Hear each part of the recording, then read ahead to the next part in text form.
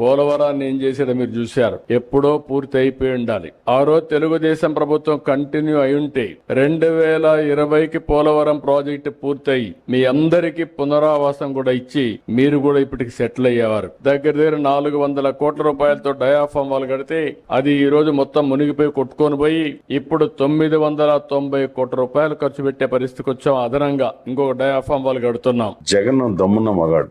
ఏ విధంగా? పోలవరం ప్రాజెక్టు చంద్రబాబు నాయుడు అన్ని తప్పుదాలు చేశాడు. స్పిల్వే కానీ అన్ని కూడా చాలా దారుణమైన, కాంక్రీట్ కూడా మిక్సింగ్ కూడా అన్ని రకాలు కూడా చాలా దారుణంగా చేశాడు.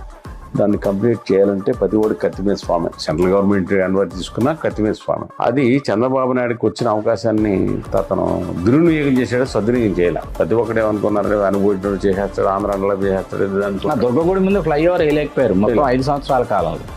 అది గడ్కరీ గారు ఇచ్చినా సరే దమ్మున్న మగాడిని ఏ చీఫ్ మినిస్టర్ కూడా